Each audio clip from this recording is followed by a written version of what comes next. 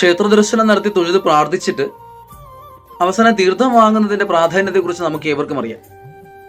ഇതെങ്ങനെയാണ് ഈ തീർത്ഥം വാങ്ങേണ്ടത്? വലത് കൈയിലാണ് നമ്മൾ തീർത്ഥം വാങ്ങുന്നത്. അങ്ങനെ വലത് കൈയിൽ തീർത്ഥം വാങ്ങുമ്പോൾ ഇടത് കൈ വലത് കൈയുടെ ആ കൈപ്പത്തിയുടെ അടിയിൽ ഒന്നുകിൽ വെക്കണം ഇങ്ങനെ, അതല്ലെങ്കിൽ ഈ ഇടത് കൈ നമ്മുടെ കൈമുട്ടിന് അടിയിൽ വെച്ച് വേണം നമ്മൾ തീർത്ഥം വാങ്ങേണ്ടത്. അങ്ങനെ വാങ്ങുമ്പോൾ നമ്മുടെ കൈയുടെ വിരലുകൾ എങ്ങനെ ഇരിക്കണം? ചൂണ്ടുവിരല് തള്ളവിരലിന് അടിയിലേക്ക് വരുന്ന രീതിയിൽ വേണം പിടിക്കാൻ. കാരണം ചൂണ്ടുവിരൽ എന്നാൽ അത് നമ്മുടെ അഹങ്കാരത്തിന്റെ ഭാഗമാണ്. ഓരോരുത്തരും കൈ ചൂണ്ടി സംസാരിക്കില്ല നമ്മൾ. ആ ചൂണ്ടൽ അല്ലെങ്കിൽ ആ അഹങ്കാരം നമ്മൾ ബ്രഹ്മത്തിന് കീഴിലാക്കിക്കൊണ്ട്, നമ്മുടെ അഹങ്കാരത്തെ ഒക്കെയും തന്നെ അവിടെ ബ്രഹ്മത്തിന് കീഴിലാക്കിക്കൊണ്ട് ആ എളിമയോടുകൂടി അല്ലെങ്കിൽ ആ ഭക്തിയോടുകൂടി വേണം നമ്മൾ തീർത്ഥം സേവിക്കേണ്ടത്. അങ്ങനെ വാങ്ങുന്ന തീർത്ഥം നമ്മളത് ഇങ്ങനെ കുടിക്കാൻ പാടില്ല. കൈ കൊണ്ട് ഇട്ടിച്ച് ഇങ്ങനെ ഇട്ടിട്ട് ബാക്കി നമ്മുടെ ശിരസിൽ തളിക്കുക. ശിരസിൽ എന്ന് പറഞ്ഞാൽ ശിരസിന് പുറകിൽ ആ ഭാഗത്ത് വേണം തളിക്കാനെന്നാണ് പറയുന്നത്.